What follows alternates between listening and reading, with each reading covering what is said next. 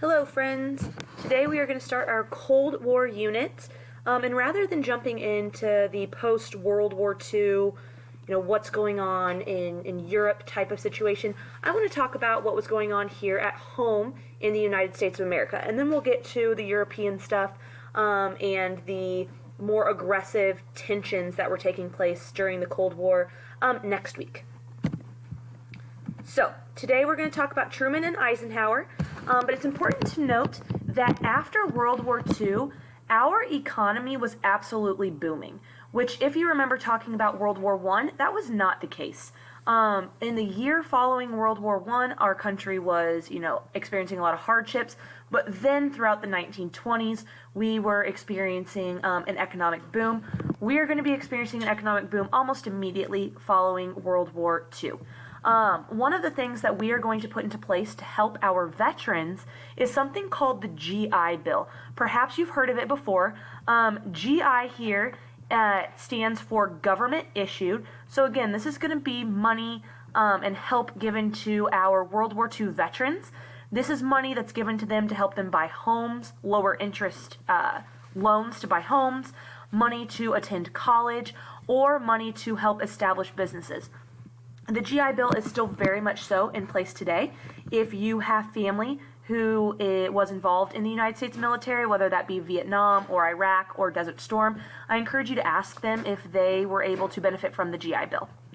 Now, the demand for goods is going to increase during this time, because if you recall, during World War II, there was a bunch of rationing. So people weren't allowed to get as much stuff as they otherwise would.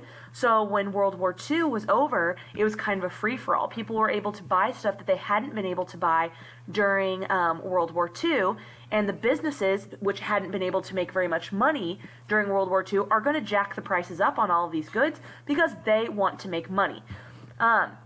Now, obviously, people are going to be mad when prices go up, when gas goes up. Who do we tend to blame?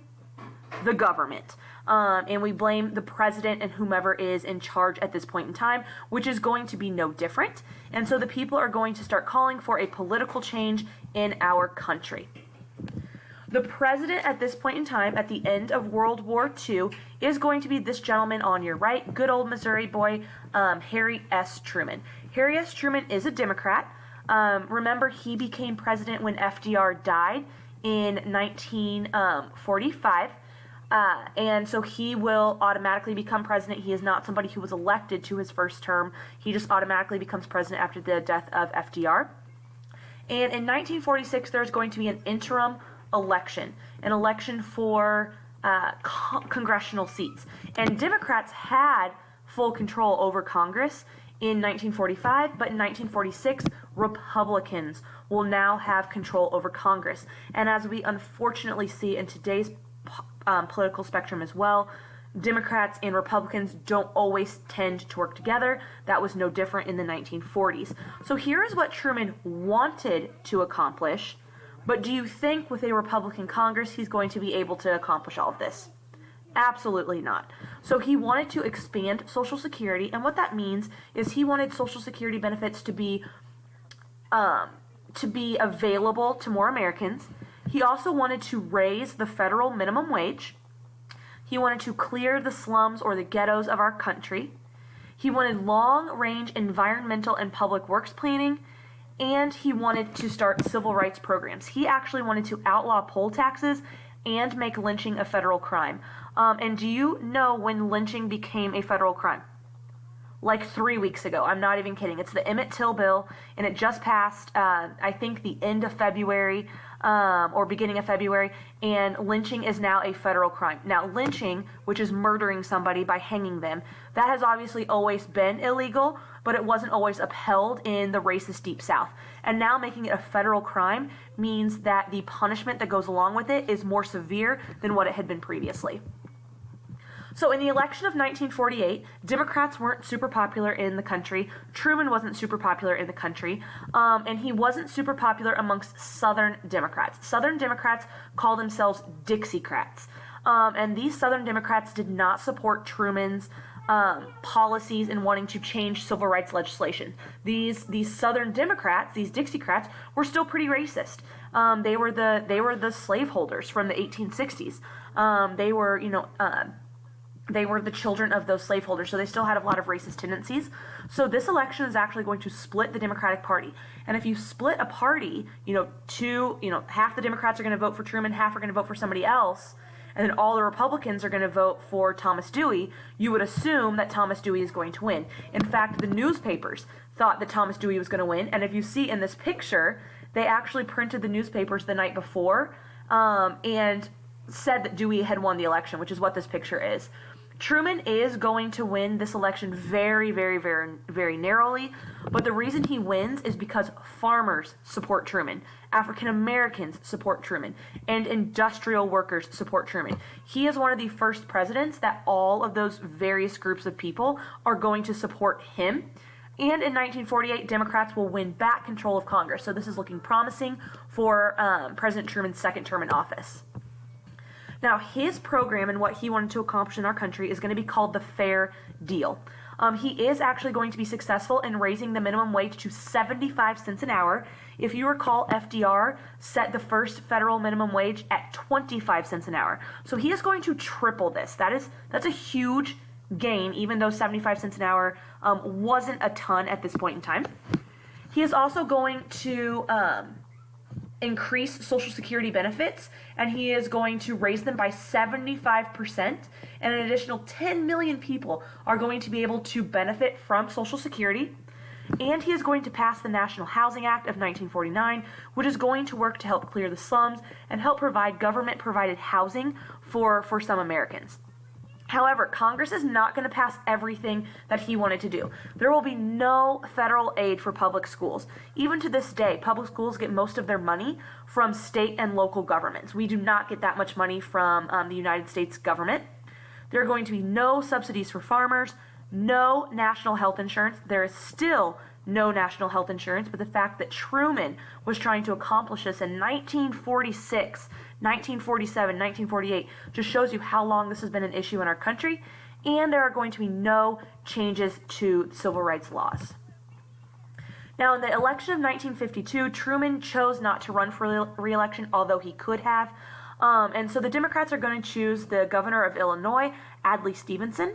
Republicans, though, are going to choose a popular World War II veteran as their candidate, General Dwight D. Eisenhower. And he is going to run under the slogans, "I like Ike and it's time for change." And this will be a huge victory for Eisenhower. As you can see in this map, there are only a handful of states who vote for Adlai Stevenson. And Republicans are also going to take back control over Congress. So this is like a tug of war with Congress and who has control over the 1940s and into the 1950s. So Eisenhower, he is not your traditional Republican. He is something that we call a dynamic conservative.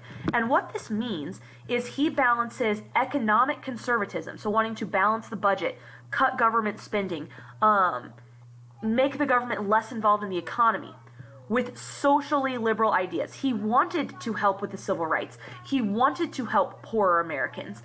And these typically are not ideas that you see together with any president. So what he is going to do, he is going to cut government spending. He is also going to cut government aid to housing. So what Truman had just put into place, he is going to take out of place. And he is going to cut taxes, which tends to make all Americans happy. But as we know, what do taxes pay for? Everything. Roads, schools, Social Security, unemployment. So a lot of those things are going to take a cut as well. Or the money is just going to be diverted to different issues.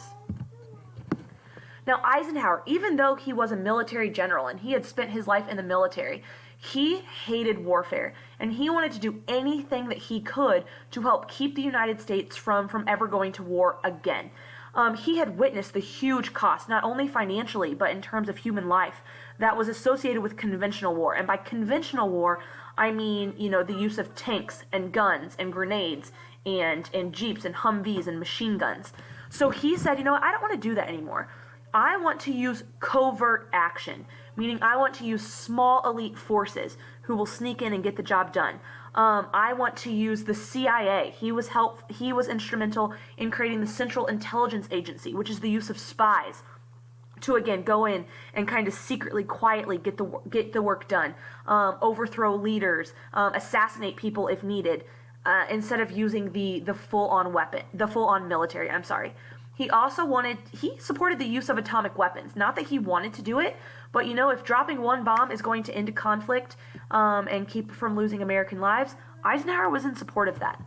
And what I think is quite possibly the most shocking thing that Eisenhower did as a military man, he is going to cut military spending in our country from $50 billion a year to $34 billion a year. That is a huge cut. Now, one of the things Eisenhower is going to be most well known for is the Federal Highway Act. Because as the 1940s and 50s progressed, and 60s and 70s and 80s, people are going to be more and more reliant on cars. I'm sure in your family has 1, 2, 3, maybe even more than 3 cars, depending on how many drivers you have. And that started to become more common in the 1950s and 60s as there were more drivers. But the roads were terrible at this point in time. We needed better roads so people could travel and people could move. So he is going to pass the Federal Highway Act. This is the largest public works project in our country ever, and it is going to give $25 billion for a 10-year effort to construct 40,000 miles worth of highways. And this will actually get an extension beyond that 10 years. And as you know, today we have highways everywhere in our country, and the roads are pretty good, except for in the winter after, all the potholes. So President Eisenhower wanted to limit the government because he is a Republican, but he did agree to make a few changes that tend to be more liberal and more democratic. He extended Social Security to an additional 10 million people, just like Truman had done. So more and more Americans are now getting these Social Security benefits, which is fantastic for our elderly and disabled Americans. He is also going to extend unemployment to an additional 4 million people, and he will raise the minimum wage from 75 cents an hour to $1 an hour. So that is a big change in just a couple of years. Now, when Eisenhower was leaving office, every president, when they are leaving office, they issue a farewell address. Thank you to the nation. I hope the next president does well. Here's what I think has gone well during my time in office, and here's what I wish I could have changed.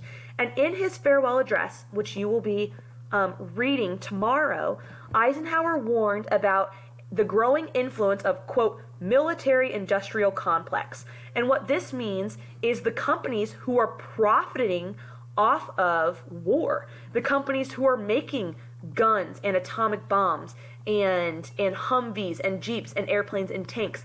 And they profit off of war because they don't sell their products unless we go to war with another country. And he said, war for profit is only going to result in more war, and we need to be aware of that as a country, and our government needs to be aware of that and kind of nip this in the bud as soon as we can to hopefully prevent a World War III from happening. All right, like I said, tomorrow you will be reading his farewell address. I hope you enjoy it. I'm sure you can find a link to it on YouTube if you want to listen to it while you're reading along with it. And then I'm going to post a question for you to answer, and I want you to create a video of yourself answering that question, and then you will upload it to Schoology. Please email me if you have any questions about these notes or anything else that we are doing this week.